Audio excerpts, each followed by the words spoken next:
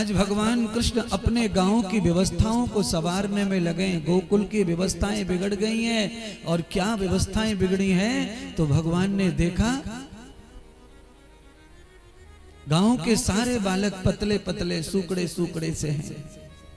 हर घर में दूध हो रहा है, मटके भरे पड़े मक्खन के, दूध के, दही के, पर बच्चे एक हड्डी के हो रहे, सब सूख रहे।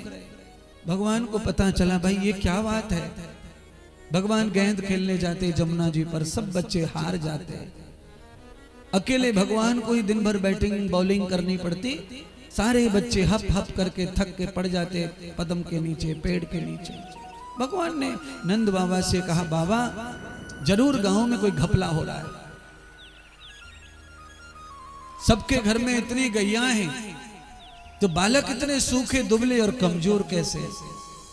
सब गैया दूध देती हैं, गोपियां सब इतना सारा दूध काढ़ती है, बछड़े गायों के सूख रहे हैं, बच्चे गायों के सूख रहे हैं, मनुष्यों के गोल गोल बच्चों सब सूख रहे हैं, ये क्या है?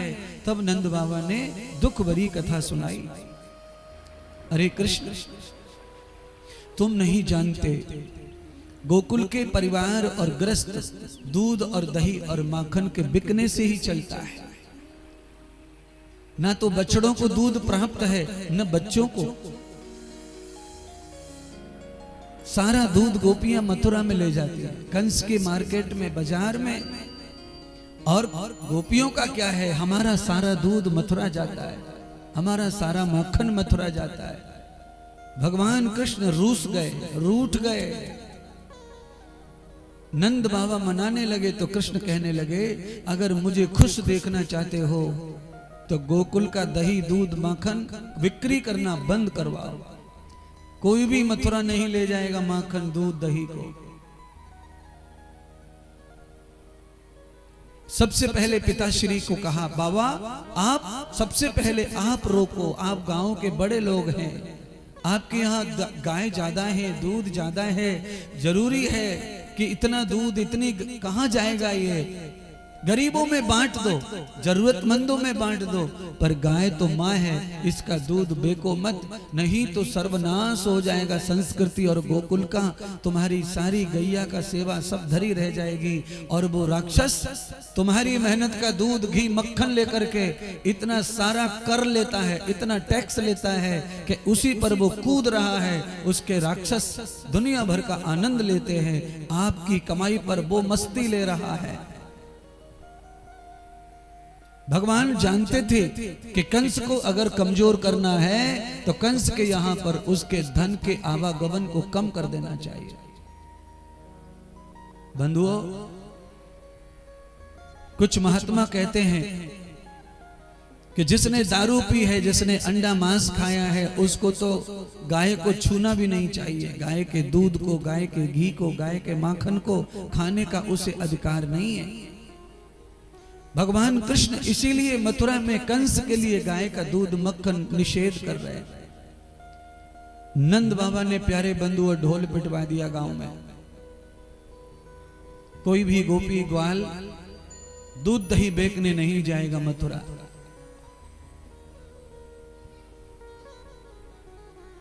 जिसके घर में आवश्यकता पड़े धन धान्य की, अन्न भोजन की, कन्याओं के कन्यादान की, तो नंद बाबा का खजाना खुला हुआ है, सब आकर नंद बाबा से लेके जाओ।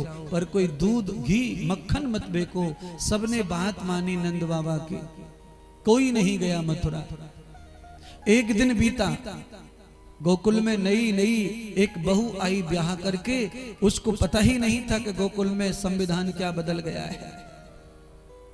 उसकी सास ने सुबह सुबह मटके धर के भेज दिया, जाओ मथुरा जाओ और व्यापार करके आओ, तभी पता चलेगा तुम कितनी सुलक्षणी, कितनी लक्ष्मी और कितनी योग्य हो। पहले ये जो कथा गा रहा हूं, उस काल में महिला की चतुराई को देखने के लिए ही उसे मथुरा भेजा जाता था व्यापार करने के लिए। उस राक्षस के बाजार में से महिला सुरक्षित अपनी चतुराई से धन कमा के लौट आई और अपने चरित्र को बचा लाई। उसको असली गोकुल की नारी माना जाता था, उसको असली गोपी माना जाता था। परीक्षाएं तो पहले से ही होती है बहू की, अलग अलग तरीके, अलग अलग समय पर अलग अलग रिवाज, अलग अलग परंपरा।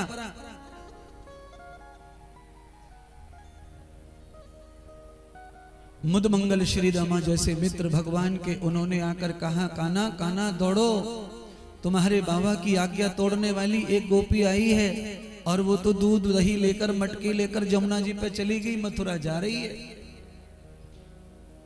कान्हा जी दौड़कर पहुंचे मथुरा जी के, रोक लिया, जमुना जी पर रोक लिया गोपी को, समझाया, गोपी बुजुर्गों की बात को उल्लंघन मत करो, बुजुर्गों ने जो कहा उसे मानो। अरे दूध दही मत बेचने जाओ, ना बोला है ना नंद बाबा ने, सब लोग उनकी मानते हैं, और तुम तो अभी नई आई हो, तुम्हें तो पूरे गांव की बात माननी चाहिए, क्योंकि नई बहू का सम्मान ही तब बढ़ता है जब वो ससुराल में छोटे से छोटे बालक का मान रखती है। तुम तो हमारे बाबा का मान नहीं रख रही हो, तो गोकुल में तुम्हारा मान कौन रखेगा। गोपी ने झटका मार दिया कन्हैया जी को, गिर पड़े। कन्हैया समझ गए कि ये नहीं मानेगी, सीधी तरह से जैसी नाव में चढ़ी, भगवान ने पत्थर उठा करके धैड़ धैड़ उसकी मटकियां फोड़ दी। दौड़कर भगवान घर पहुंच गए, पीछे के रास्ते से महल में बिस्तर पे जाके सो गए, कंबल ओढ़ लिया। दौड़कर गोपी दौड़ती चली आई, किसी को पूछा कौन था ये बालक, तो कहा नंद को लाला, नंद को लाला। तो सीधे नंद के घर पहुंची, दरवाजा खटखटा दिया, यशोदा को आवाज लगाई, अरे मैया, अरे मैया, देखो तुम्हारे लाला ने मेरे का हाल कर दिया। यशोदा ने सुबह 5 बजे दरवाजा जब खोला तो लथपथ दही दूध में गोपी खड़ी। यशोदा को पर बड़ा चक्कर दिमाग में, बिस्तर की ओर देखे तो सो रहा है, और गोपी की ओर देखे तो ये हाल तो हुआ है गोपी का, दही तो बिगड़ रहा है, दूध तो फैल रहा है, क्या सही क्या गलत यशोदा कुछ समझ नहीं पा रही है। इतनी देर में कन्हैया जी आ गए उठ के बिस्तर से,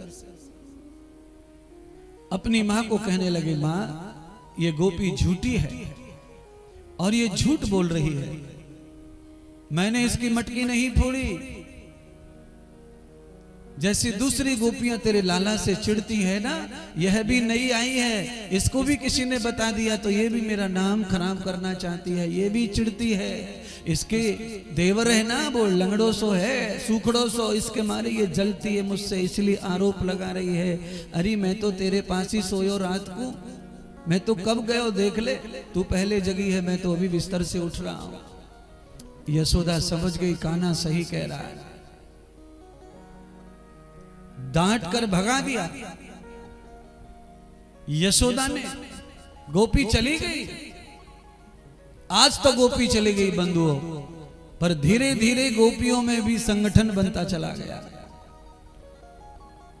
मुदमंगल की भाभी थी प्रभावती, बड़ा प्रभाव था उसका गोकुल में। पानी भरने के लिए निकली, श्री दामा ने जैसे ही संदेश दिया, तत्काल भगवान अपनी मंडली को लेकर उसके घर में प्रवेश हो गए। तावतोर रुद्राम भवतन्न युक्ताम मेघश्रुति भगवती योगक्षेमम् क्रीडां लीलां महासुदां देवं रसं प्रियत खानि मूलम दुहितो न वाजे सुतंगम। अद्भुत लीला करने लगे परमात्मा। श्रीदामा मुदमंगल आदि के साथ प्रभावती के घर में प्रवेश कर गए। वो पानी भरने गई है,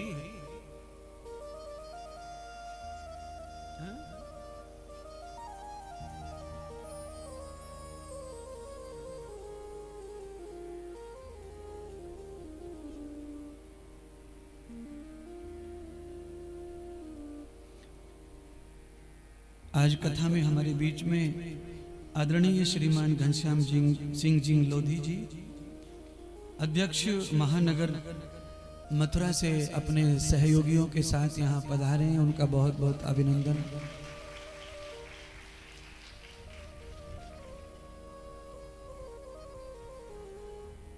जैसे महापुरुष आते जाएं मुझे ऐसी चिट्ठी देते जाना है, मैं यहाँ से सबका सम्मान अभिनंदन करता रहूंगा।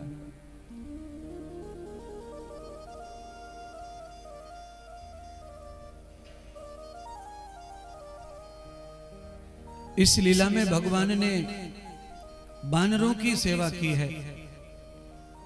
प्रभावती के मटकी छीके से उतार करके जो मक्खन खराब हो रहा था, बेकने जा नहीं रही थी और घर में जमा कर करके रख दे रही थी छीके पर। भगवान ने सारे मक्खन को निकाला और बानरों को बांट बांट कर खिलाया। जो बच्चों के योग्य था वो बच्चों को दिया, जो बानरों के योग्य था वो बानरों को दिया। भगवान ये बताना चाहते हैं कि दूध, दही और माखन ये ज्यादा दिन नहीं रखना चाहिए। इसमें बड़े बड़े जंतु पड़ जाते हैं तो इससे बड़ी हानि पहुंचती है। कभी कभी तो ये बहुत विषैला हो जाता है, जहरीला हो जाता है। गोपियों ने तो 7-8 दिन 10 दिन का जमा कर दिया पर किसी को खिलाया नहीं। इतनी लालच में पड़ गई गोपियां, तो भगवान ने लालच के घड़े को फोड़ा, लोभ के घड़े को फोड़ा। माखन फोड़ने का मतलब भगवान का है, जो लोभी गोपी गायों के बछड़ों को दूध नहीं, अपने बच्चों को दूध नहीं, बस लालच पैदा हो गया, उसे जमा जमा के धरती जा रही है।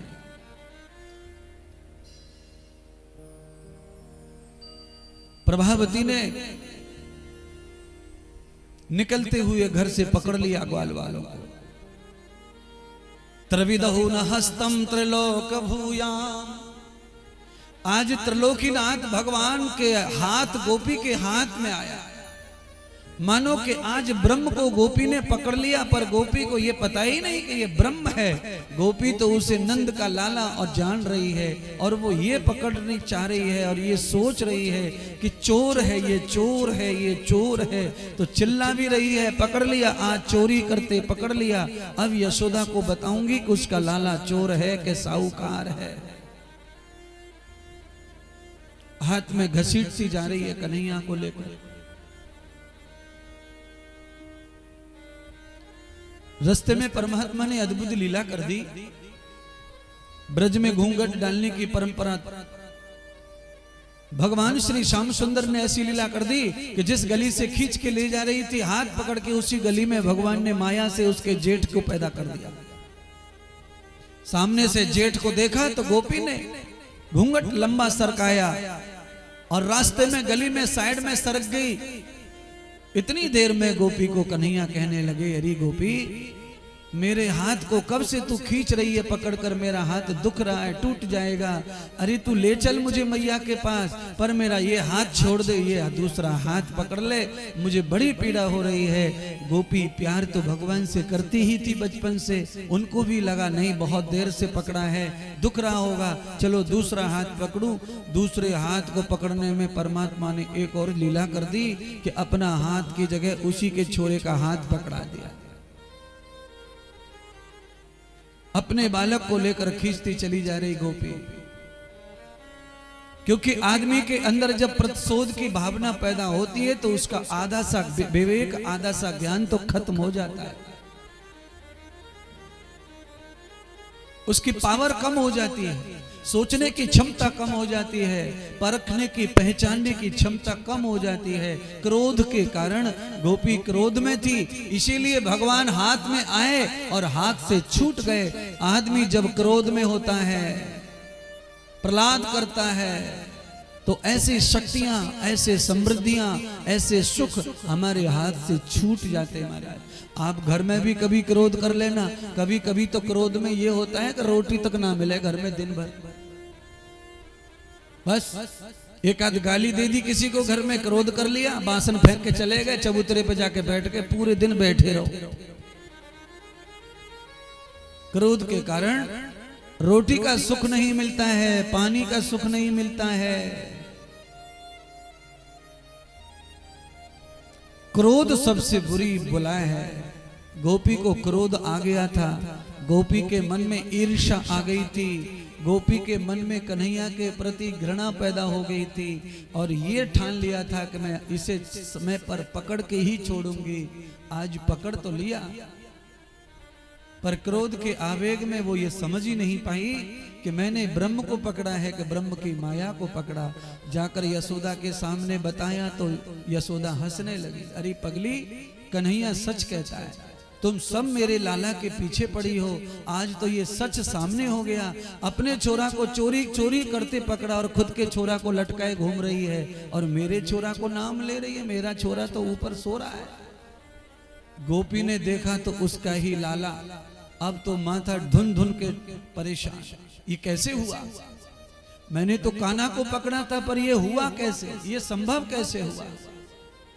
अंत में यशोदा मैया कान्हा के पास गई और समझाने लगी, अरे कान्हा, अब तो कई दिन हो गए शिकायत सुनते सुनते, सब गोपियां झूठी नहीं है, कुछ तो तू गड़बड़ कर रहा है। अगर तू ये कर रहा है तो ये सब अच्छा नहीं है, क्योंकि तेरे बाबा की गांव में बड़ी बात है, बड़ी इज्जत है और ये बात बिल्कुल तुम्हारे को शोभा नहीं देती है, इससे बड़ा नुकसान होगा।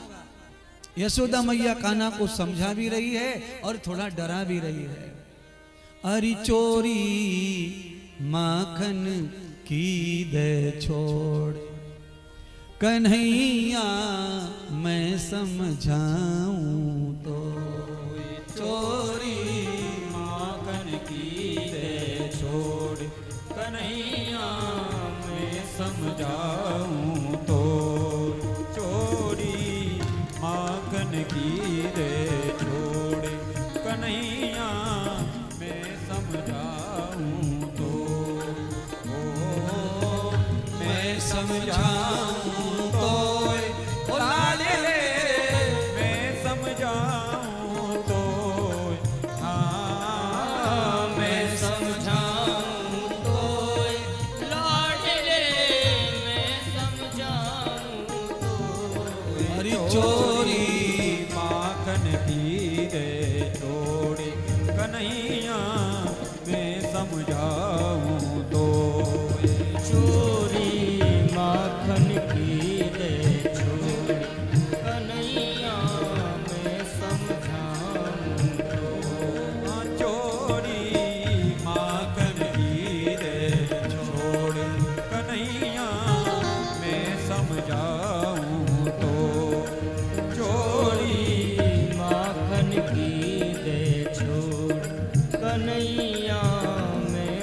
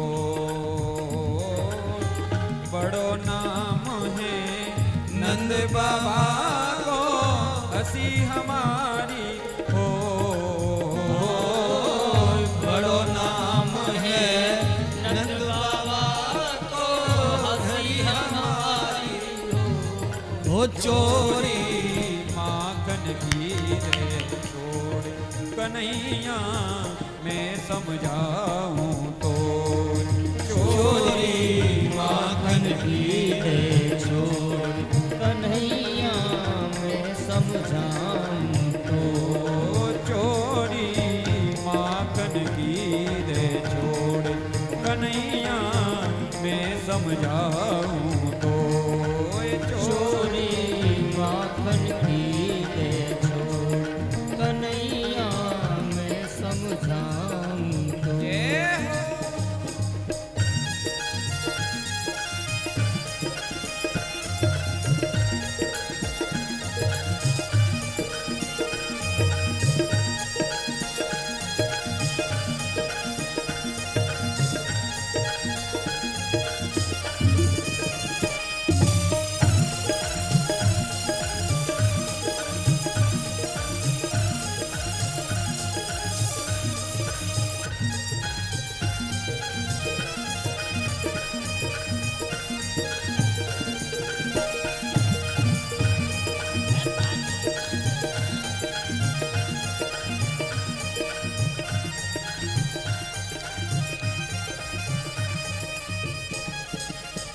बरसाने से तेरी भाई सगाई मैं बतलाऊं तो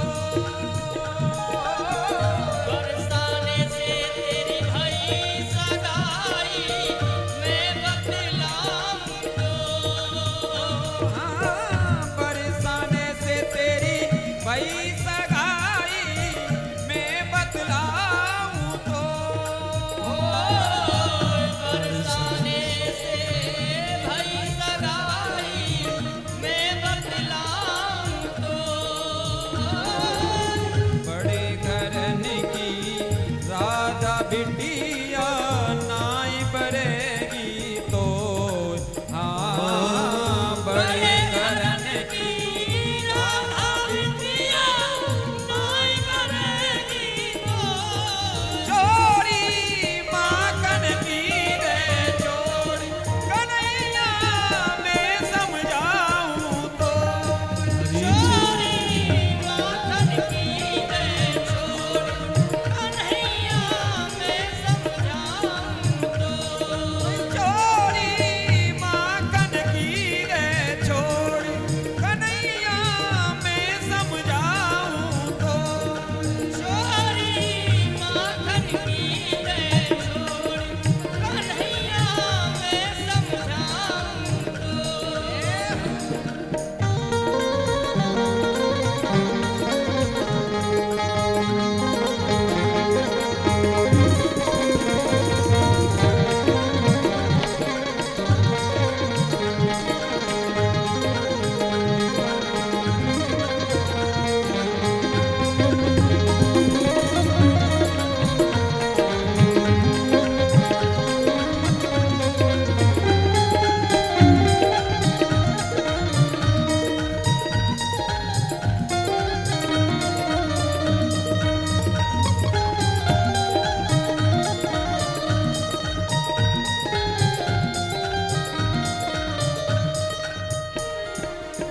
चाहे माता मारो पीटो चाहे धमकाओ चाहे माता मारो पीटो चाहे धमकाओ चाहे माता मारो पीटो चाहे धमकाओ चोरी की मोए आदत पड़ी है शादी होए न होए हाँ चोरी की मोए आदत पड़ी है शादी होए न हो अरे चोरी माखन की दे छोड़ कन्हैया मैं समझाऊं तो चोरी माखन की दे छोड़ कन्हैया मैं समझाऊं तो चोरी माखन की दे छोड़ कन्हैया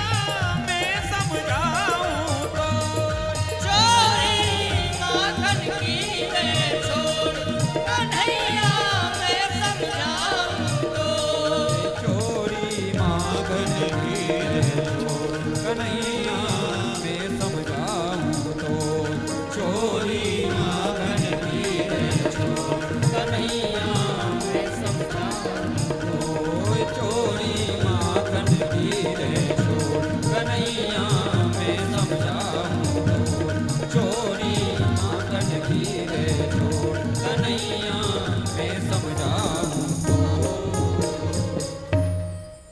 श्री माधव भगवान की जय हो श्रीमद् भागवत महापुराण पुराण की जय हो भगवान श्री सुखदेव राजा परीक्षित को कह रहे हैं, राजन आज यशोदा मैया ने भगवान को समझाया भी और हाथ में छड़ी लेकर भगवान को डराने का प्रयत्न किया। मैया के डर के मारे आज ब्रह्म परमात्मा श्री कृष्ण दौड़ने लगे आंगन में। त्रिलोचनम धावतै रूपरंगै जीवश्रुतो पागयुक्तम पदस्थ। ब्रह्म आगे आगे जब चलता है तो जीव को पीछे पीछे चलना है। यशोदा मैया तो ऐसा ही कर रही हैं, पर यशोदा मैया के हाथ में जो छड़ी है, अंदर जो अहंकार है ताकत का, शक्ति का, इसके कारण परमात्मा सामने सामने दौड़ रहे पर हाथ नहीं आ रहे। क्यों? मैया को ये भ्रम हो गया है कि कान्हा बिगड़ गया, छोरा बिगड़ गया। अब इसको सुधारना है तो ये दंड देना जरूरी है, डराना जरूरी है। देखिए ये जो लीला हो रही है, इस लीला में परमात्मा स्वयं सबको संदेश दे रहे हैं कि मैं चाहे ब्रह्म का रूप हूं, मैं बालक बनकर आया हूं, यशोदा के घर में पुत्र बनकर आया हूं, तो मेरी माँ जो कर रही है वो बिल्कुल सही कर रही है। बालक इस तरह की हरकतें जब ज्यादा करे, उसकी शिकायतें जब ज्यादा आए, तो माँ को चाहिए कि उसके गुरु के रूप में उसे थोड़ा डराए, धमकाए, हाथ में लकड़ी ले ले, पर बच्चे को मारने की आवश्यकता नहीं है। आपके हाथ में लकड़ी रहती है तो यहाँ के जो खुरापाती बंदर है ना, वो भी तकलीफ नहीं देते थे। मारना नहीं पड़ता, केवल दिखावा, डरावा चाहिए। अच्छा, कई औरतों में तो प्रैक्टिकल डरावा है। थोड़ा बच्चे ने कुछ कर दिया, शहरों में तो कम हो गया, गांव में तो अभी भी है। रोटी बना रही है और बच्चे ने कुछ कर दिया तो बिना देखे भारे रोटी की तरफ देखे और उल्टे हाथ को पीछे की दे छोरा के थोपड़े पे, तो ओंधो गिरे छोरा। और फिर ये भी ना पता रहता उसको कि उसकी नाक फट गई, कि होठ फट गो, कि कहाँ फट गो। फिर वो चिर्र चिर्र करे, तब वो बड़ी छोरी बैठी बगल में, वो कहे मम्मी भैया को होठ टूट गो। अब रोटी ने छोड़ के डॉक्टर के पास भागती भर रही है। इसीलिए मैं ये बताना चाहता हूं इस कथा के माध्यम से कि बालक को वास्तविक मारने की जरूरत नहीं है, पर मारने से भी ज्यादा बालक को डर लगना चाहिए माता पिता से। ऐसा कुछ नियोजन अवश्य होना चाहिए, क्योंकि आज के युग में बालक डरता नहीं है बिल्कुल किसी से। कल परसों एक टीवी पर न्यूज चल रहा था, उसे इतना दिखा रहे थे न्यूज वाले कि 3.5-4 साल का बच्चा थाने में FIR कराने पहुंच गया पिताजी के नाम की। इतना वीडियो वायरल हो रहा हमारा। कानून तो बन ही गया है नहीं पीटने का, पर पीटने के लिए कथा भी नहीं कह रही है। मनुस्मृति कहती है ताड़ना शृणियो दोष, ताड़ना शृणियो गुणा, लालना शृणियो दोष। बालक को ज्यादा लालन पालन करना, ज्यादा लाड़ लड़ना माता पिता का ये दोष सिद्ध हो जाएगा, बालक का जीवन खराब हो जाएगा। और जो माता पिता थोड़ा ताड़ते रहते हैं वो माता पिता का गुण सिद्ध हो जाएगा, बालक का जीवन निखर जाएगा, बालक का जीवन धन्य हो जाएगा। मनु महाराज ये शिक्षा दे रहे हैं। लाड़ तो चाहिए पर लाड़ बच्चे की योग्यता को बढ़ाने का चाहिए, खिलाने का चाहिए। अरे बच्चे का शरीर कैसे पुष्ट हो, बुद्धि कैसे पुष्ट हो, धार्मिक हो, कैसे वो परिवार का हो, कल्याण करता हो, समाज का हो, राष्ट्र के लिए और परिवार के लिए कैसे उत्थान का चरित्र इसका बने, उसके लिए खूब प्यार बच्चे को दो, दुलार बच्चे को दो।